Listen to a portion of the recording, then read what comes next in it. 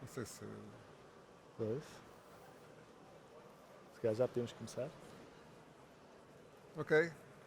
Então, muito bom dia ou boa tarde, uma vez que já passa do meio-dia, e bem-vindos à nossa sessão Unleashing the Power of Low Code, Balancing Governance, Security, Privacy and Agility in the Citizens Developers Era.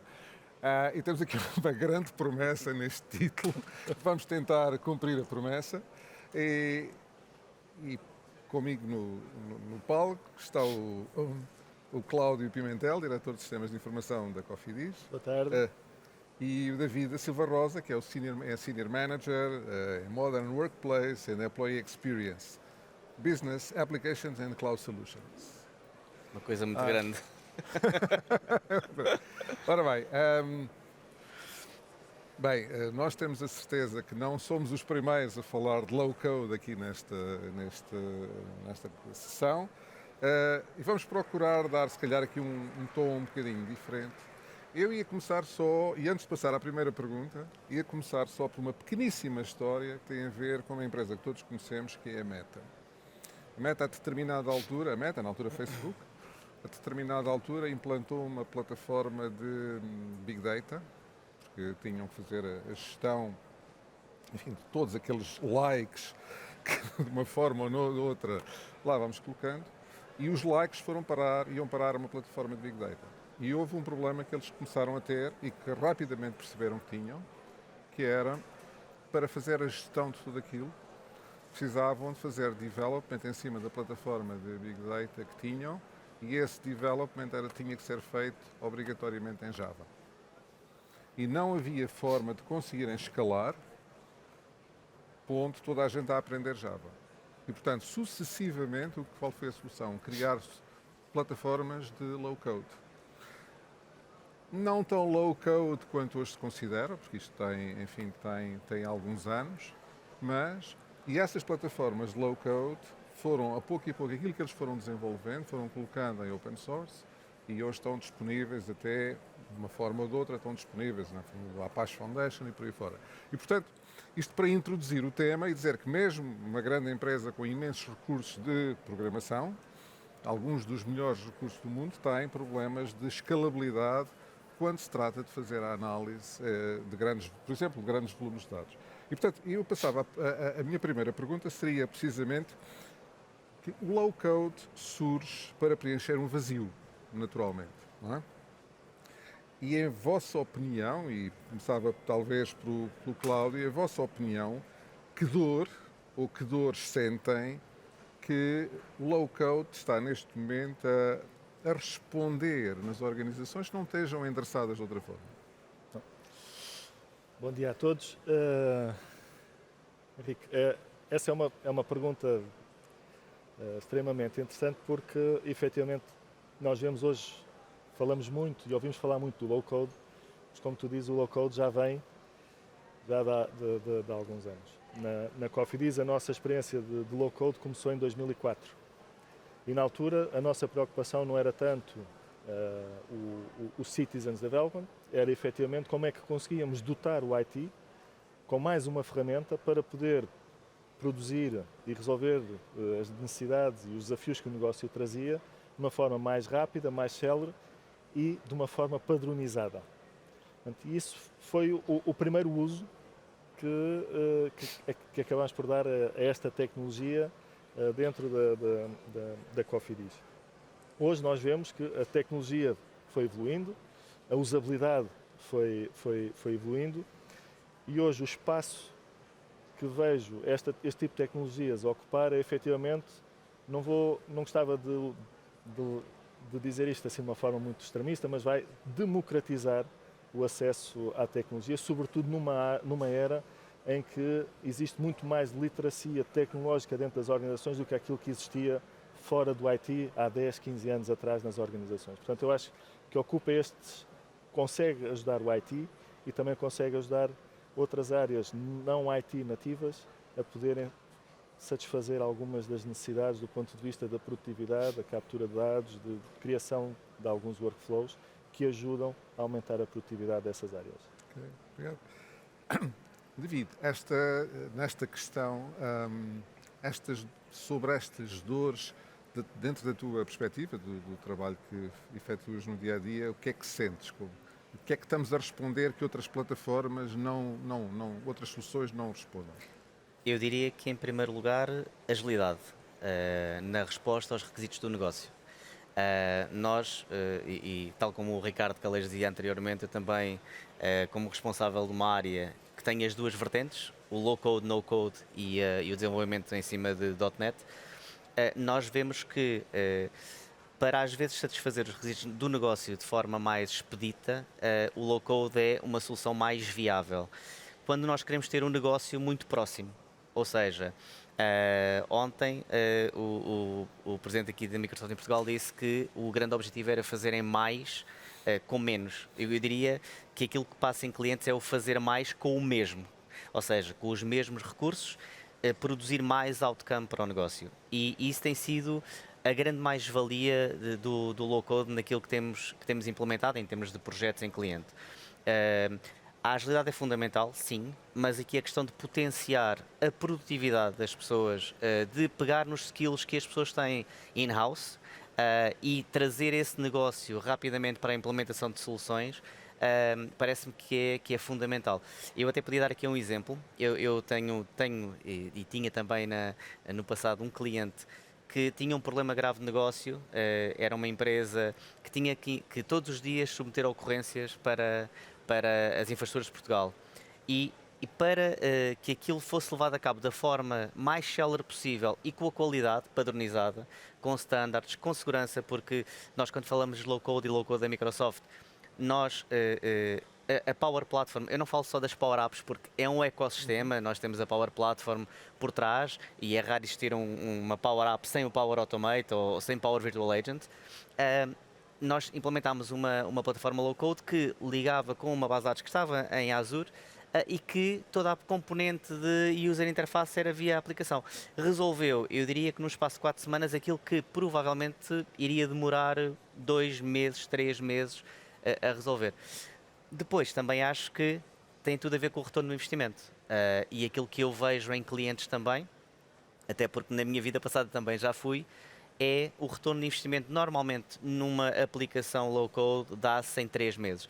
Eu fiz este estudo também em conjunto com alguns clientes. Normalmente o retorno de investimento dá-se muito, muito rápido. E, portanto, é mais ágil conseguirmos responder aos requisitos de negócio. Cláudio, já aqui numa das sessões anteriores, mais do que uma sessão, se falou soluções desenvolvidas em Excel e Access, e, portanto, muitas vezes quando pensamos em Excel associamos a determinadas áreas de negócios específicas, mas há a sensação de facto que estas plataformas de low-code respondem a necessidades de uma gama de necessidades de áreas de áreas de negócios diferentes dentro das organizações. Que áreas é que sentem que estão a beneficiar ou que estão mais propensas a este tipo de soluções?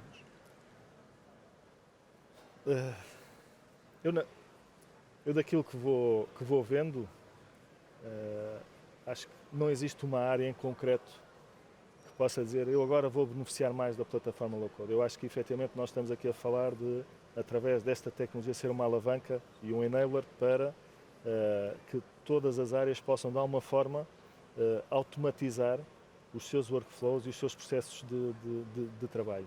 Obviamente podemos ver aqui áreas mais tradicionais, como as áreas das finanças, ou as áreas da logística, ou até mesmo áreas operacionais, mas quando nós vamos a ver, hoje em dia, a fronteira entre negócio e tecnologia já não existe.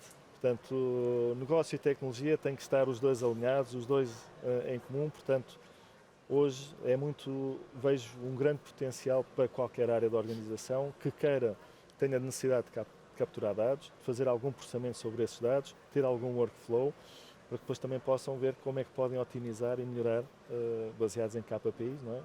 As suas atividades. Portanto, não destaco uma área em concreto, porque acho que todas as áreas beneficiam desta digitalização. David, da tua experiência, trabalhar com clientes, tens sentido esta uniformidade, digamos assim, na universidade, ou destacas alguma área que sintas se tem mostrado mais propensa a este tipo de soluções?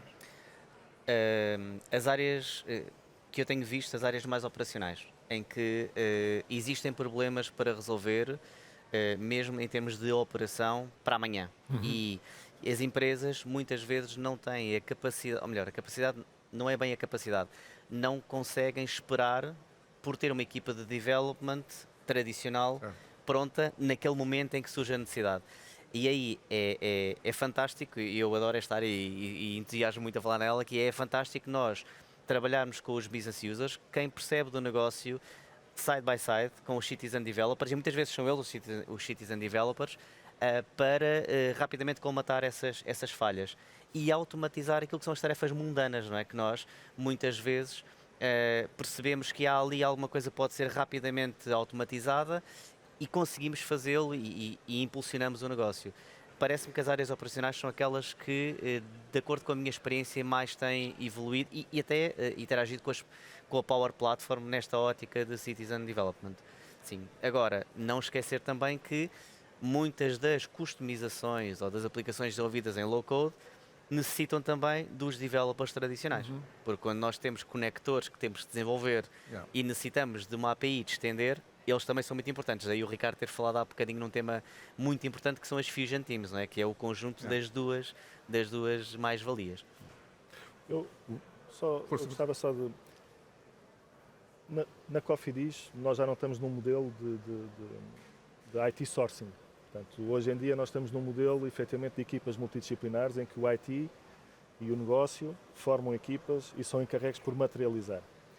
E, de facto, eu concordo com aquilo que o David estava a falar há pouco, sobretudo quando nós entramos no jogo da prioridade de o que é que vamos fazer primeiro, um projeto para o marketing ou um projeto para a operação. Certo. Felizmente, nós hoje na Cofidis somos cerca de 200 pessoas a trabalhar diretamente em produtos digitais e essas pessoas têm autonomia para ir definindo as prioridades e ir definindo o what's next para satisfazer as necessidades do negócio. Eu acho que isso acaba por roubar um pouco este espaço do Citizens Developer, somente, mas abre aqui também uma oportunidade de, no dia-a-dia, quer os representantes do negócio que estão nestas equipas multidisciplinares, quer o IT, estarem os dois a trabalhar em conjunto, no sentido de produzirem as melhores soluções, abraçando todo o ciclo de vida. Não é? E no passado, parece que eram quase, não diria concorrentes, não é? Mas havia sempre aquele estigma. E hoje em dia torna-se muito mais produtivo trabalhar em conjunto. E eu noto muito isso, que é, estamos side by side com o negócio, isso é fantástico, não é? Todos saem a ganhar. Isso é a questão seguinte e de alguma forma já está aqui a ser endereçado. A questão seguinte é, obviamente, que a adoção de tecnologias e plataformas de low-code criam riscos para a organização. E, portanto, havia aqui um ponto, que é um ponto importante, é como é que se mitigam, ou seja, quais é que são esses riscos e como é que se mitigam. E vocês estão a dar, de alguma forma, aqui uma pista. O side-by-side, não é? O side-by-side permite que digamos assim, não elimina os riscos, mas torna-os menos evidentes, digamos assim, ou menos... Cláudio. Mas traz outros desafios. Sim, acredito. Nós vinhamos de uma realidade em que, efetivamente, o negócio pedia, quem conseguisse fazer o melhor pitch, o IT fazia. E isso em equipas muito centradas, equipas muito técnicas, havia análise de requisitos, havia a gestão de projeto, havia tudo isso. Portanto, era muito mais fácil ter os processos e a governance necessária para assegurar que fazíamos o tick em todas as chaves, ao nível da segurança, ao nível das patterns, ao nível da tecnologia. Hoje é um pouco mais complicado, estamos a falar de equipas que estão distribuídas, elas próprias, com os seus novos colegas de equipa, criam as suas próprias culturas, têm as suas próprias vantagens, têm os seus objetivos do ponto de vista de ambições de evolução dos produtos. Portanto, o grande desafio que existe para o IT é, efetivamente, na definição destas guidelines e desta governance e partilhar isso com todas as equipas de maneira a que estas melhores práticas sejam seguidas. O low-code já nos resolve algumas questões, porque à partida quem nos fornece a solução de low-code tem de assumir algumas responsabilidades no processo, não é? Mas independentemente disso, temos de continuar a apostar muito nas guidelines, nas fronteiras e também na definição de em que situações é que nós devemos utilizar cada tipo de tecnologia. O low-code é espetacular, o no-code ainda mais espetacular é, mas por vezes tem de ser o velho IT ainda a ir lá a fazer os ciclos e os ifs, e os thens e os else. Não é? Portanto, aqui, eu agora vou puxar a brasa à minha sardinha, não é? Que é, sim, ainda assim nós, com um desenvolvimento tradicional, muitas vezes as empresas não documentam aquilo que fazem e o IT sofre. E a padronização ou a standardização das soluções é muito complicada. Nós, usando uma plataforma low-code, temos essa parte garantida, porque temos conectores standardizados, uma segurança que respeita, e eu não sei se as pessoas têm essa noção, mas o low-code Microsoft, e no caso, vamos falar aqui das Power-Apps, há um universo maior, respeita os 10 princípios do OAuth, por exemplo, que não é... nem todas as plataformas suportam, e suportam em termos de segurança. O acesso a tudo o que são datasets ou databases em back-end também estão assegurados, e o IT tem um papel preponderante aí. Agora, claro, nós temos que definir uma política de governance, sim, ter aqui um centro de comando. O IT tem que estar no centro de comando. Agora, temos que ter uma visão, uma estratégia e acabar no final do processo, que tem vários pilares, né? Temos a estratégia, temos a ação, monitorização e por aí. Temos a parte também da educação dos citizen developers, em que eles têm que ser educados na forma de fazer, de desenvolver, para estarem alinhados com a estratégia da organização. E depois há aqui um conjunto de outras ferramentas que podem e devem ser usadas para garantir que o que é feito está de acordo com... Porque senão o que acaba por acontecer é um catálogo de aplicações completamente marginal e ingerível e que o IT depois não vai conseguir gerir, não é? E é um caso que já acontece em algumas empresas.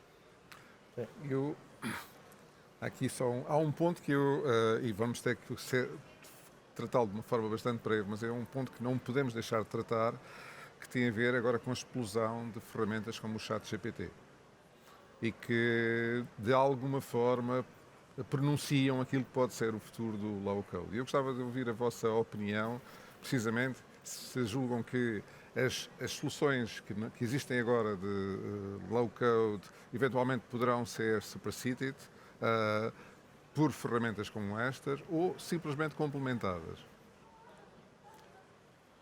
Bom, é uma pergunta difícil. Eu tenho feito algumas experiências à semelhança de, se calhar, a maior parte das pessoas que estão nesta sala e das pessoas que estão lá fora a ver. E, de facto, fico surpreendido. E quando olho para trás de onde vimos e onde estamos hoje com o ChatGPT. Mas ainda vejo que há aqui uma parte que é importantíssima, que é o nosso pensamento crítico. E o ChatGPT ainda não faz isso. Eu acho que é algo que é importante e que nós devemos também de utilizar conforme quando estamos a trabalhar, a construir alguma coisa em conjunto. Há um grande potencial, não vejo numa ótica de supersede, mas vejo muito numa ótica de realidade aumentada do ponto de vista de produtividade. E aí eu acho que vai beneficiar muito o IT, porque permite fazer revisão, permite criar logo boilerplates para termos aqui alguma aceleração dentro de determinados contextos, até mesmo do ponto de vista de code review, o que está a ser produzido, não vejo para já, num sentido de substituição do IT, de substituição do... Portanto, não vejo o Skynet ainda nesta vertente. E depois há aqui uma coisa importante que é a nossa vontade de criar não tem limites. E eu acho que o próprio ChatGPT é uma prova disso.